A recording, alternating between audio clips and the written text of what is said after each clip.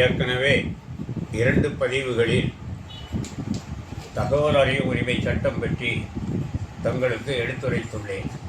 அதே தகவல் அறிவு சட்டத்தில் தற்போது மீதமுள்ள பிரிவுகளின் கீழ் அதில் என்னென்ன சலுகைகள் உண்டு, சலுகை அவர்கள் அந்த நிர்வாகம் சரியான பதிலை தரவில்லையானால் அவர்களுக்கு என்னென்ன தண்டனை உண்டு என்பதெல்லாம் இப்போது விளக்க இருக்கிறேன். 1, 30 நாளைக்குள் பதில் தர வேண்டும்.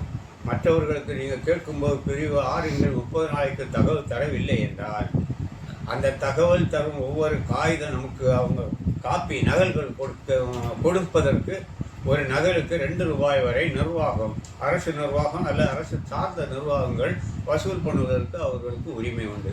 அந்த 30 நாள் கடந்து விட்டால் உங்களிடமிருந்து ஒரு பைசா கூட வாங்காமல் இலவசமாக அந்த நகல்கள் தர வேண்டும்.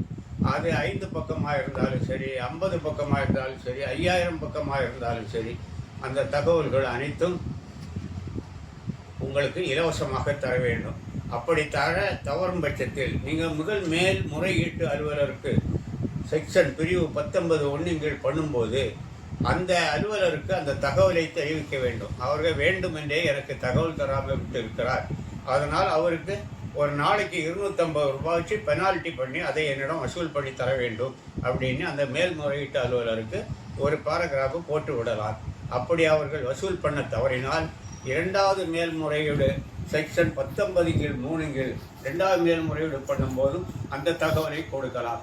அவர்கள் தரவில்லை என்றால் நீதிமன்றத்தின் மூலமாக ஒரு நாளைக்கு தகவல் தராத ஒவ்வொரு நாளுக்கும் ரூபாய் 250 வீதம் தகவல் தரும் அலுவலர், பொது தகவல் அலுவலர் பேர் அவங்க உங்களுக்கு அந்த பெனால்ட்டி தந்தே ஆகணும். அது அவங்க சம்பளத்திலிருந்து தராங்களா, அரசு நிர்வாகத்திலிருந்து தருகிறார் என்பதற்கு நமக்கு அந்த கவலை இல்லை.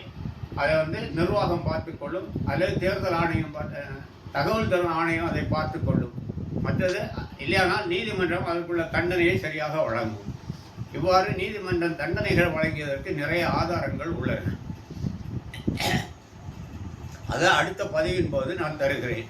உங்களுக்கு பதில் தராத நிறுவனங்களிடமிருந்து முதல் மேல்முறையீடு அலுவலருக்கு நீங்கள் மனு அனுப்பும்போது அதற்கு ஸ்டாம்பு எதுவும் ஒட்ட வேண்டாம். இந்த தகவல் கேட்டு அனுப்பும் ஒவ்வொரு விண்ணப்பத்திற்கும் ரூபாய் 10 கோட்டி பி ஸ்டாம்பு மாநில அரசு என்றால் ஒட்ட வேண்டும். மத்திய அரசு என்றால் போஸ்டல் ஸ்டாம்பு பார் 10 ரூபா.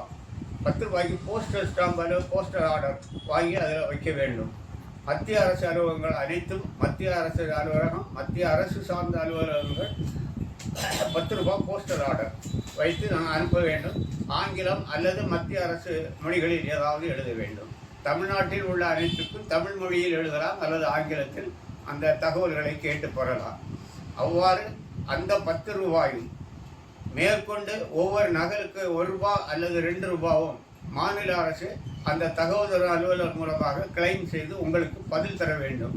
அந்த பணத்தை கட்டிய சில நாட்களுக்குள் அந்த காகிதம், அந்த நகல், அதற்குள்ள தகவல்கள் அனைத்தும் உங்களை சேர வேண்டும்.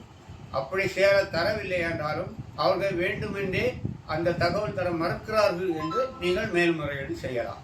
மேல்முறையீடு செய்யும் போது எந்த தபாலோ போஸ்டலோ ஸ்டாம்போ ஒட்ட வேண்டிய அவசியம் இல்லை. முதல் மேல்முறையீட்டுக்கும் அவசியம் இல்லை. 2வது மேல்முறையீடு தகவல் தர ஆணையத்துக்கும் நீங்கள் எந்த விதமான காசு செலுத்த வேண்டியதும் இல்லை, ஸ்டாம்பு ஒட்ட வேண்டியதும் இல்லை.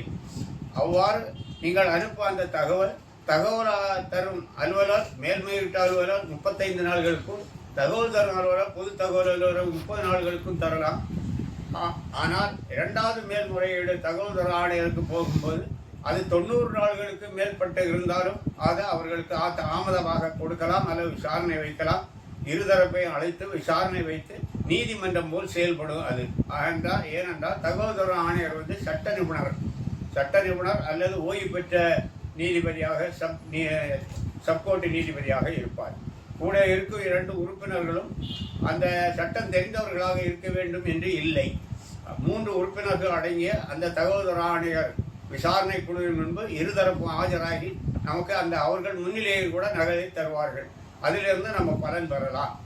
அடுத்த தகவல்களையும் இதர இந்த தகவல் தரும் தகவல் பெறும் உரிமைகளை அடுத்த தண்டனை என்ன என்பதையும் நீதிமன்றங்கள் தீர்ப்பு என்பதை பற்றியும் அடுத்த பதிவின் போது தருகிறேன். வணக்கம்.